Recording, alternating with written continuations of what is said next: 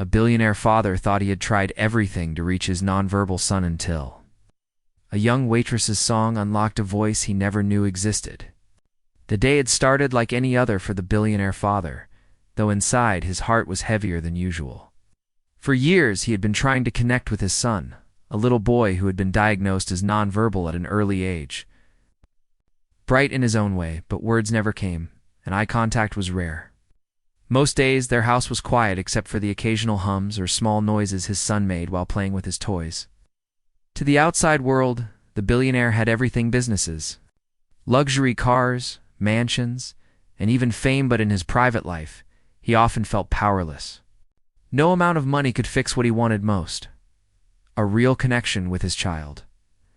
That afternoon, he decided to take his son out for lunch. It wasn't something he did often. Public places were difficult for the boy, and even more difficult for the father, who hated the way strangers stared when his son acted differently. But something inside him told him to try. Maybe it would be good for both of them. He hoped to have just a quiet meal, nothing special, but at least some change from their routine. He drove them to a small, family-owned restaurant, not the kind of place he usually visited. He thought the simple, warm environment might be less overwhelming than a big, noisy dining hall. The restaurant wasn't fancy. It smelled of fresh bread and roasted chicken, and the sound of clinking glasses and soft laughter filled the air. Ow! The father held his son's hand tightly as they entered. The boy was restless, tugging at his father's sleeve, looking around. With wide eyes, he didn't speak, of course, but his movements showed his discomfort. The father immediately felt regret. Maybe this had been a mistake. Maybe they should have just stayed home where things were predictable. Still, they sat at a corner table where the father thought they might have more privacy. He ordered something simple for himself and something safe for his son, who was very picky about food. He prayed quietly that the meal would go smoothly, without any big scene that would draw unwanted attention. The boy rocked back and forth in his chair, tapping the table with his fingers. Other customers noticed, some with curious looks, others with subtle frowns. The father's stomach tightened. He hated this part the most people never understood his son. They judged him without knowing the struggles behind his behavior.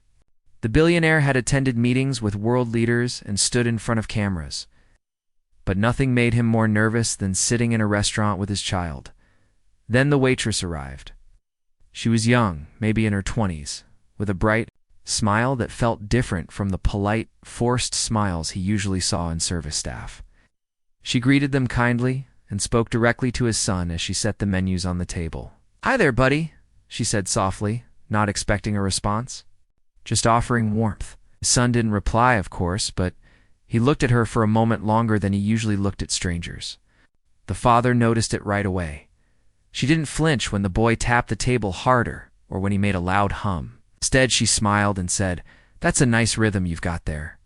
The father blinked in surprise. Most people would have rolled their eyes or walked away quickly. But she seemed comfortable, almost natural, as if she had seen this before. The billionaire gave his order, still feeling tense, and she walked away. He tried to calm his son, handing him a small toy car he always carried in his pocket. The boy grabbed it and started rolling it across the table. It kept him busy for a few minutes, but then he began to shift in his seat again, making louder noises. The father felt his face grow hot as he imagined everyone watching. He leaned close to whisper, "It's okay. We'll leave soon if you want." Just then, the waitress returned with water and some bread. She noticed the boy's growing restlessness and did something unexpected. While placing the plates down, she began to hum a tune softly. It wasn't loud, just a gentle melody, but it floated above the noise of the restaurant in a way that caught the boy's attention. He stopped moving. His little hands froze on the toy car. Slowly, he lifted his head and looked at her. His eyes, usually darting around or avoiding faces, stayed fixed on her for several seconds. The father's heart skipped a beat. This never happened. His son almost never held eye contact, not even with him. Yet here he was, staring at a stranger because of a simple song. The waitress smiled as if she had expected this. She didn't make a big deal out of it. She just continued humming while she arranged the plates and then walked away. still singing under her breath. The boy leaned forward slightly, listening. His father sat frozen, his mind racing. What had just happened? Why was his son responding to her when he rarely reacted to anyone? He tried to brush it off, telling himself it was just a coincidence. Maybe his son liked the sound of the song, or maybe it was the rhythm. Still, deep down, he felt something. Stirring something he hadn't felt in a long time. Hope, the boy, tapped the table again. This time in rhythm with the tune she had hummed. His father stared in disbelief. For years, therapists had tried countless strategies to engage him, with little success. Yet a random waitress had managed to reach him within minutes. As they waited for the food, the boy kept glancing around, searching for her. Each time she passed their table, his eyes followed and his fingers tapped to an invisible beat. The father watched in silence, overwhelmed by emotions he couldn't even name. There was joy, but also sadness, and even a little guilt. Why couldn't he make his son react like this? Why did it take a stranger? Still, he couldn't deny the magic of that moment. For the first time in a long while, he felt like maybe his son wasn't as locked away as everyone believed. Maybe there's a key to reaching him, they just hadn't found it yet. And maybe, just maybe, this young waitress had stumbled upon it by accident. The rest of the meal passed in a blur. The boy ate a little, more calmly than usual, as if the song still lingered in his mind. The father kept watching him, memorizing every small reaction. He had come into the restaurant expecting another stressful outing, another reminder of the distance between them. Instead, he had witnessed a small miracle. By the time they finished, the father's entire mood had changed. He didn't know who this waitress was or why her humming had such an effect, but he knew one thing for sure.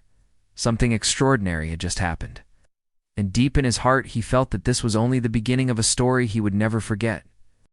The food had just been served, and the father tried to focus on cutting his own meal while watching his son out of the corner of his eye. Usually, by this point, the boy would be restless, maybe even upset, refusing to touch his plate. But something was different today. His son wasn't looking down or rocking back and forth. Instead, he was looking toward the waitress. It's almost as if waiting for her to come back. The father shifted uncomfortably in his seat, trying not to get his hopes up. He had learned over the years not to expect too much. Hope had been dangerous. For him, it had broken his heart too many times when therapies didn't work, when doctors shook their heads, or when teachers gave up on trying to engage his son. Still, he couldn't ignore what he had seen. His boy's eyes had lit up for the first time in months, maybe years, just because a stranger hummed a song when the waitress returned to check on them. She placed her notepad against her apron and said, "Is everything all right here?" Her eyes flicked to the boy, not in pity or judgment, but in genuine curiosity. The boy, usually didn't respond to questions or greetings, lifted his head again. His small hand resting near his plate, began tapping lightly tap, tap, tap, pawn, the edge of the table. The waitress noticed right away. Without missing a beat, she started to hum again, a simple tune that flowed like water.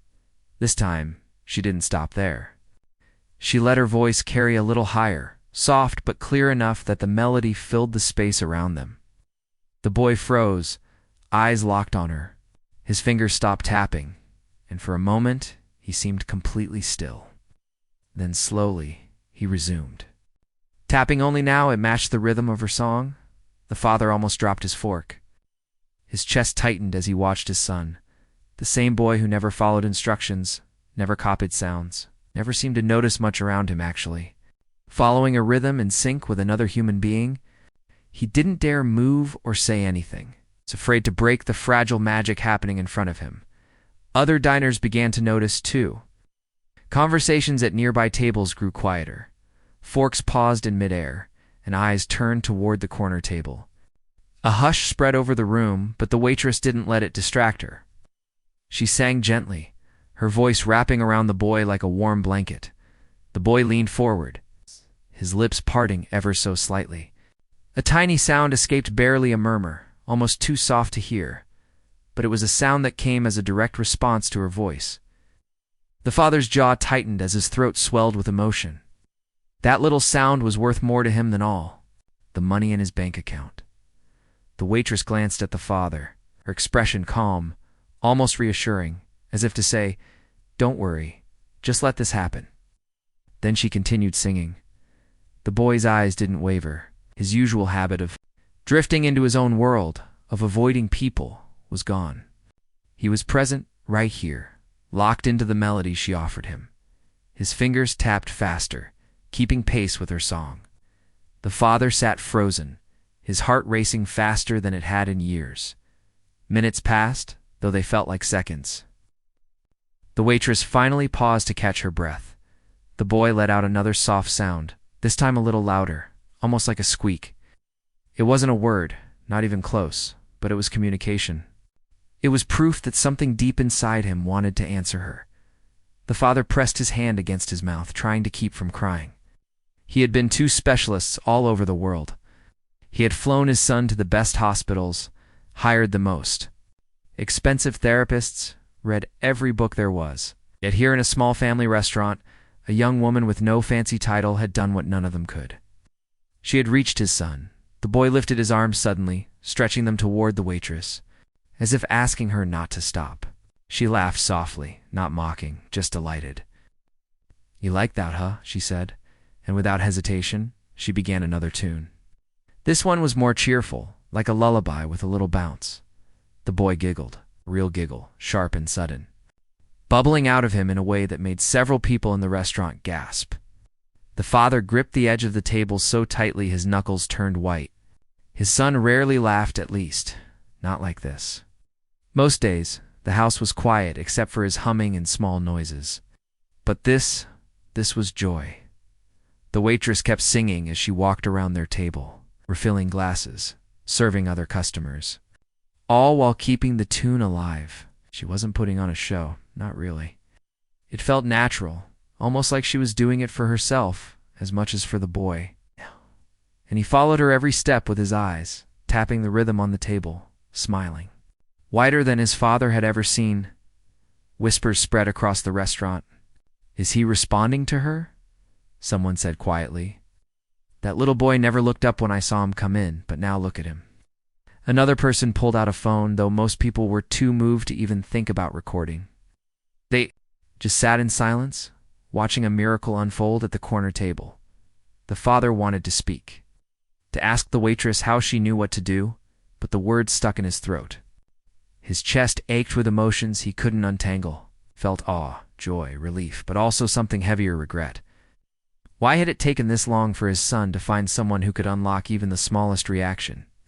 Why couldn't it have been him? Still, he couldn't let sadness steal this moment. He leaned closer to his son, whispering softly, "You like her voice, don't you?" The boy didn't answer, of course, but his fingers tapped harder, his body rocking in gentle rhythm. His eyes sparkled in a way that made the father's throat tighten again. The waitress finished the second tune. The restaurant broke into gentle applause. She blushed, shaking her head as if to say it wasn't anything special. But to the father, it was everything.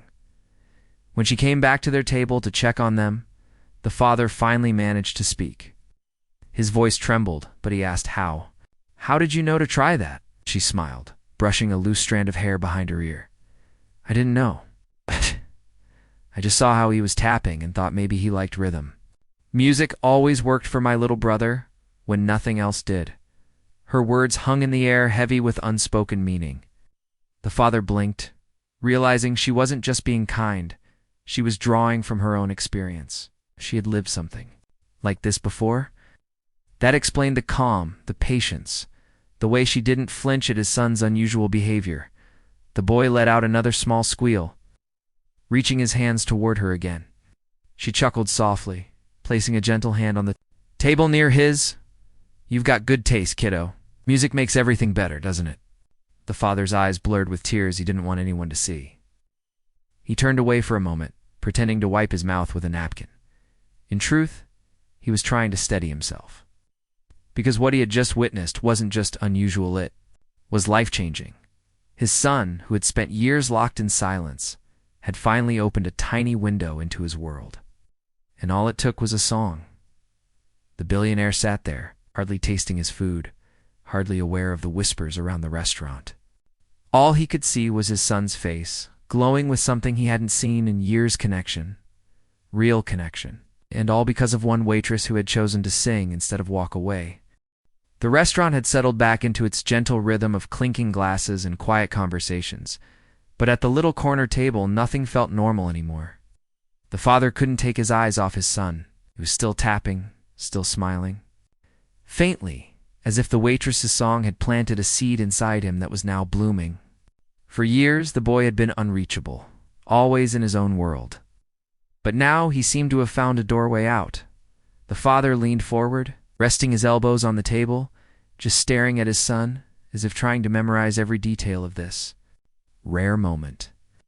His chest felt heavy with emotions he didn't quite know how to carry. Joy? Yes. Relief? Absolutely. But also a deep, aching guilt. Why had it taken so long for someone else to find this key? Why hadn't he thought of this? He had bought the best therapists money could find, traveled across countries for treatments, read countless books late at night while his son slept.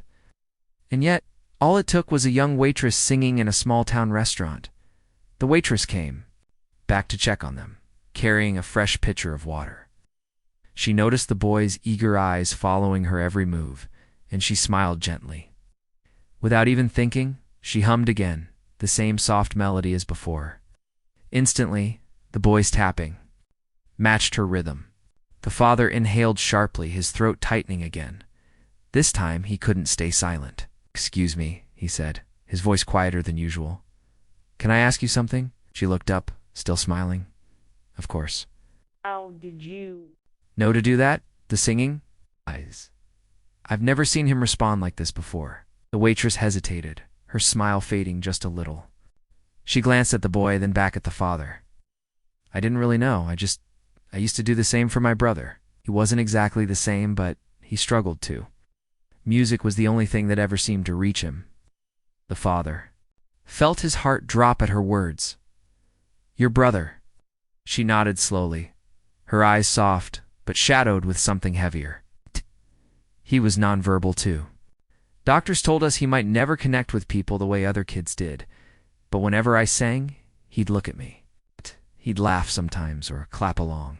It was like music opened a door for him." Her voice grew quieter.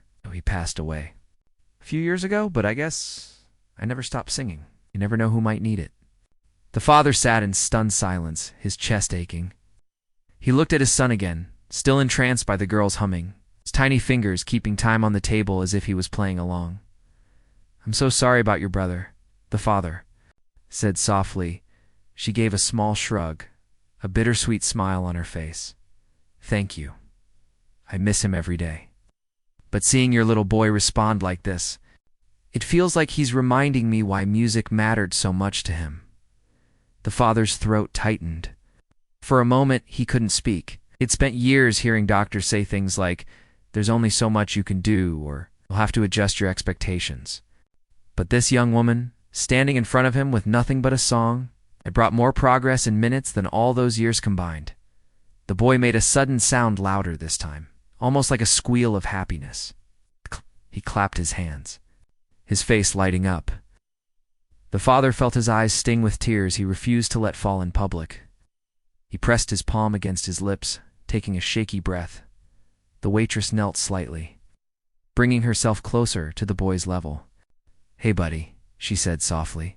"You've got some rhythm in you, don't you?"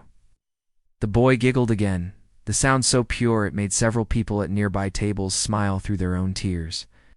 The father glanced around and realized everyone was watching, but for once he didn't feel embarrassed. Usually stares in public meant judgment, pity, or irritation, but these stares were different.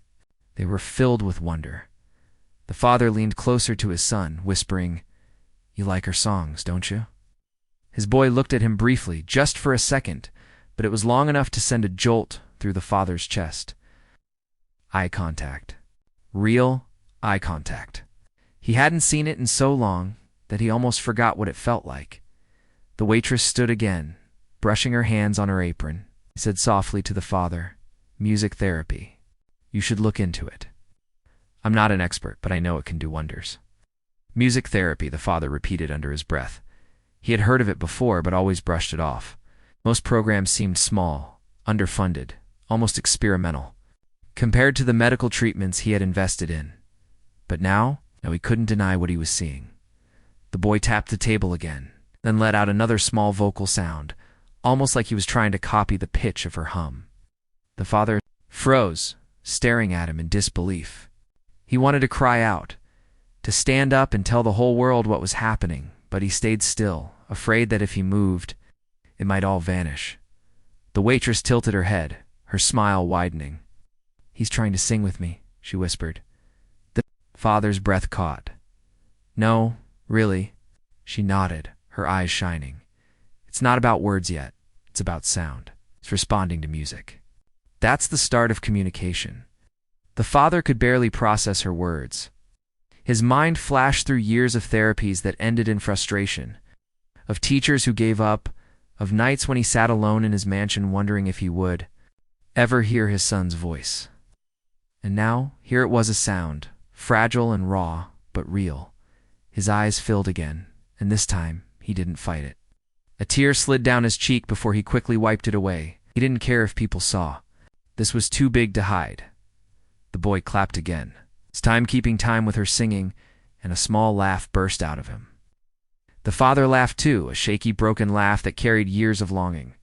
He leaned forward and whispered, "That's my boy. That's my amazing boy." A waitress, still kneeling near the table, looked at the father and said quietly, "You should never give up hope. Sometimes it just takes the right song." The father nodded slowly, his throat too tight to speak. He looked around the restaurant, realizing that everyone was still watching, but no one seemed impatient anymore. They were smiling, some even wiping their eyes. A few people clapped softly when the boy laughed again, as if celebrating him like he was the most important person in the room. For the first time in years, the father didn't feel alone in this struggle.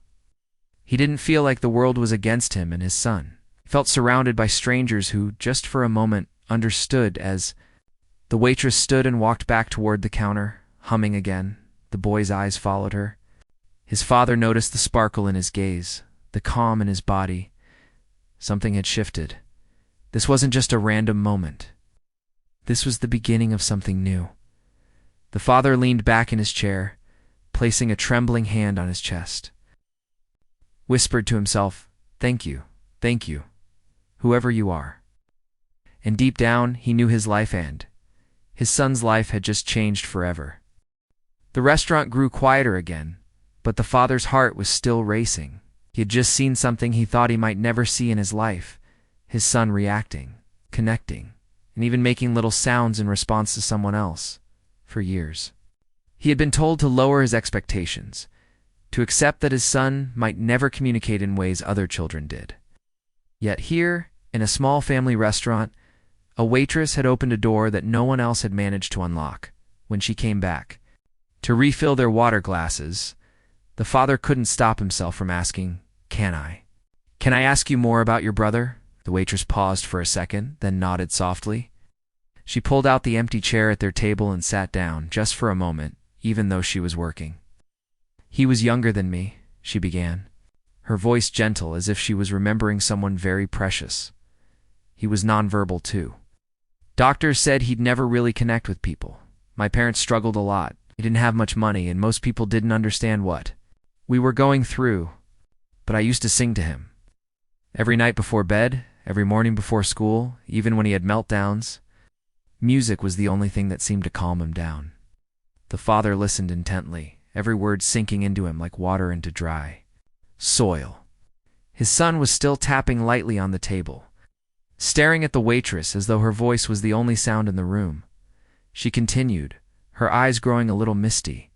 "He couldn't speak, but when I sang, he'd make little sounds, like he was trying to sing with me.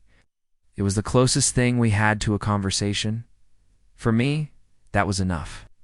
It made me feel like he was still with us, still fighting to be part of the world." The father swallowed hard, his eyes burning. He knew exactly what she meant. For him too, even the smallest sign of connection from his son meant everything. He had spent years craving moments like this, holding on to hope that someday Somehow, his boy would show him he was listening, that he wanted to reach out. The waitress smiled sadly and whispered, "He passed away when he was 10. But I promised myself that I'd never stop singing because I knew how much it mattered to him. And now, seeing your son react, it feels like he's reminding me that I should keep sharing it." The father pressed a hand against his chest. He'd been through boardrooms, contracts, and deals worth billions, but never had he heard words that shook him the way hers just had. He looked at his son again, who was now clapping softly, waiting for her to sing again. His boy's smile was wide, real, alive. "I don't even know how to thank you," the father said, his voice breaking. "You've done something that no doctor, no therapist, no specialist has managed in years. You've given me hope again." The waitress shook her head gently. "Don't thank me. It's your son. He's the one choosing to respond. He just needed the right key." Her words hit him deep. The right key. That was it. All this time his boy hadn't been unreachable. He had just needed a different way to be reached. And maybe, just maybe, music was that way. The boy suddenly let out a squeal of delight, grabbing his toy car and tapping it on the table in rhythm. The waitress laughed softly and began humming another tune, a happier, bouncier melody this time. The boy clapped and tapped along, his entire body moving like he was dancing in his own way. The sound of his giggles filled the air, and for the first time in years, the father felt light, like a heavy weight had been lifted off his shoulders. Other diners were openly watching now. Some had tears in their eyes, some smiled warmly, and one older woman whispered, "That little boy is so beautiful." The father heard it and felt his throat tighten again. For once, the attention on his son didn't feel like judgment, it felt like admiration. The waitress leaned closer to the father and said quietly, "You should try music therapy. It's not about teaching him to sing perfectly. It's about giving him another way to connect. Sometimes music goes where words can't." The father nodded slowly. He thought about all the therapists he had hired, the countless sessions where his boy sat silent and withdrawn. Maybe they had all been speaking the wrong language. Maybe the only language his son truly understood was music. He whispered to his son, "You like this, don't you?" "You like music." The boy didn't answer with words, of course, but his clapping grew faster, his smile wider as if to say yes. The father's chest swelled with both pride and sorrow. He'd spent so long searching for complicated solutions, spending millions on programs, flying across the world for treatments, and yet the answer had been so simple, so pure. A song, a melody, a voice filled with love. The waitress finally stood, giving them both a soft smile. "I should get back to work," she said kindly. "Don't lose this moment. Hold on to it. He's showing you that he's still in there, waiting to be heard." As she walked away, still humming faintly, the boy's eyes followed her. He kept tapping on the table as though trying to keep the music alive even after she had stepped away. His father couldn't stop watching him, hardly believing what he was seeing. This wasn't just a fluke. This was real. This was proof that his son wanted to connect, that he could connect. He thought about all the nights he had spent sitting beside his son's bed, whispering stories that never got a response, singing lullabies that only echoed back in silence. Maybe his son had been listening all along, waiting for the right voice, the right rhythm, the right song to unlock something inside him. Tears blurred his vision again, and this time he didn't bother to hide them. He let them fall, not caring who saw, because for the first time in a very long time, they were tears of hope. His son clapped again, squealed, and then made another sound, short, sharp, but deliberate. The father gasped. It wasn't a word, but it was something, sound, filled with intention, not random noise. He leaned closer, whispering, "That's amazing, buddy. That's so amazing." The boy laughed again, as if proud of himself, and the father laughed too, unable to hold it in. The whole restaurant seemed to share the moment, people smiling, some even applauding softly again. The waitress turned from across the room and gave them a small wave. Her smile gentle but knowing, the billionaire father sat back, his heart full, his mind racing. He knew this wasn't the end. it was only the beginning. His son had just shown him the path forward, and it was nothing like what he had expected. It wasn't through wealth or medicine or structured therapy alone. It was through music, through love, through simple human connection. He looked at his son, who was still clapping happily, and whispered with a shaky voice, "We're going to do this together. I promise you. I'll make sure the world sings for you." And in that quiet little restaurant, with strangers watching in awe, Father finally felt the walls between him and his son begin to crumble. For the first time in years, he didn't feel like they were living in two separate worlds. They were finally finding their way to each other. The father and his son left the restaurant that day feeling different than they had in years. The boy clutched his small toy car tightly, still tapping it in rhythm with a tune only he seemed to hear. The father walked beside him, a mix of awe and disbelief coursing through his chest. He had just witnessed something extraordinary. A stranger's song had reached his son in ways that no amount of money, no medical consultation, no therapy session had ever done. On the way home, the father couldn't stop thinking about the waitress. He wanted to thank her properly, to reward her somehow for giving him this gift of connection. At first, he thought of writing her a check, offering her money. But as he remembered her quiet humility, her soft smile, and the gentle way she had treated his son, he realized she didn't do it for money. She had done it because she understood. She had done it because she cared. When they arrived home, father sat with his son in the living room, watching him explore the small, familiar space with a renewed curiosity. His eyes sparkled in a way he hadn't seen in a long time. Father gently played a soft tune on the piano he rarely used, just to see what might happen. The boy tilted his head, listening intently, then tapped his fingers along to the rhythm. His tiny voice let out a sound, a squeak, a note, a small attempt at joining the music. The father's chest tightened. This was proof. This was real. That evening, the father sent a private message to the restaurant, asking for the waitress's contact information. When she replied, he invited her to meet him at a local coffee shop the next day. He wanted to understand everything she had done, to learn from her experience. When they met, the father was careful not to overwhelm her with questions at first. He simply listened as she shared her story again, talking about her late brother, about how music had been their language, about the small victories that had made her heart full even when the world seemed hopeless. The father was moved beyond words. He realized that she had been offering him a glimpse of what he had been missing all along, not just therapy, but understanding, patience, and a way to communicate with love. He asked her about programs or classes that focused on music, therapy, wanting to learn everything he could.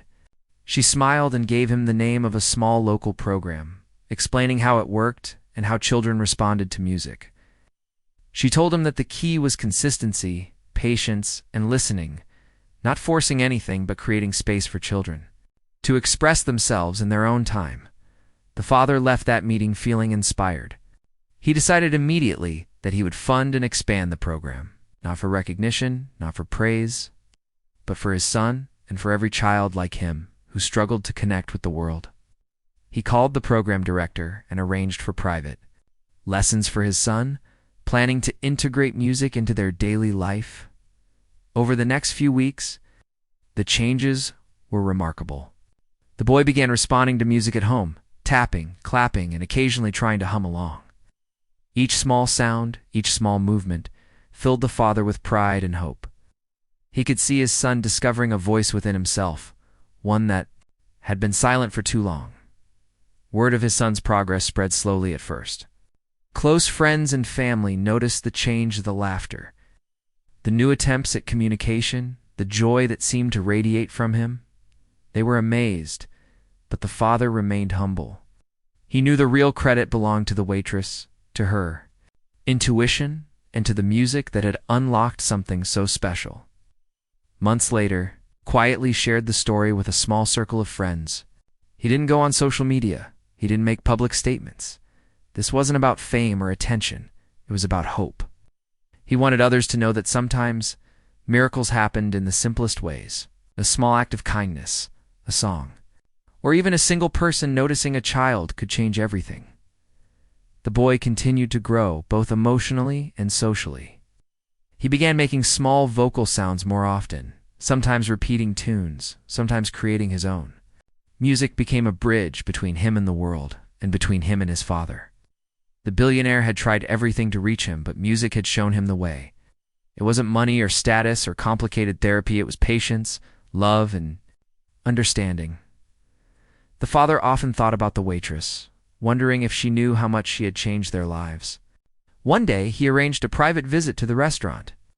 She was behind the counter, smiling as usual.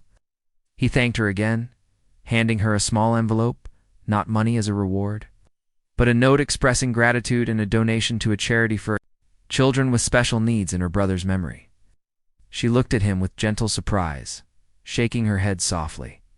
"I didn't do this for anything," she said. "Seeing him happy is enough." The father nodded, tears filling his eyes. "You've given him a gift no one else could. You've given me hope I thought I'd lost forever. That's worth more than anything I could ever give you." The waitress smiled a warm, quiet smile and went back to her work. But the father knew that their lives had changed in that moment forever. Over the next year, he funded the music therapy program in several cities, quietly making sure that children who struggled with communication had access to what his son had found. He watched his own son grow stronger, more expressive, more confident. Every time the boy tapped, clapped, or attempted a small sound, the father felt that same thrill he had felt in the restaurant that first day. One evening, as they sat in their living room, the father played the piano softly. The boy leaned forward, hands hovering over the keys, then tapped along with a squeal of excitement. The father laughed, a deep, joyful laugh. "You're doing it, buddy. You're really doing it." The boy giggled again, eyes sparkling, his small voice letting out another attempt at a note. The father felt a wave of gratitude wash over him. It wasn't just about progress, it was about connection, love, and understanding. In quiet moments, the father thought about how easily this could have never happened. If the waitress hadn't noticed his son, if she hadn't sung, if he hadn't dared to take his son out that day, their lives could have stayed the same, locked in silence. But one small act, one song, had opened a door, and he knew without a doubt that the power of human kindness could never be underestimated. Years later, when people would hear the story, they were amazed, not by the father's wealth, not by the programs he funded, but by the small moment in a small restaurant. When a waitress sang to a little boy who couldn't speak hand, he responded, that moment had changed everything. The boy's life was no longer silent. He had a voice, a connection, and a path forward. And the father, who had once felt helpless and frustrated, had discovered a truth far more valuable than money or status. The world could be reached through love, patience, understanding. He often thought of the waitress, hoping she knew how much she had changed their world. And every time his son laughed, sang, or tapped to a tune, he was reminded of her gentle kindness and the miracle that began with a simple song. The father knew that the story wasn't just about their son, it was about hope for all children. About the magic that could happen when someone truly noticed, listened, and cared. He shared this story quietly, humbly, hoping it would inspire others to see the world differently, to recognize that sometimes the smallest acts, like a song, could create the biggest miracles. And every night, as he watched his son fall asleep, humming quietly to himself, he whispered a silent thanks. Not for his wealth, not for his power, but for the waitress who had seen, who had sung, and who had changed their lives forever.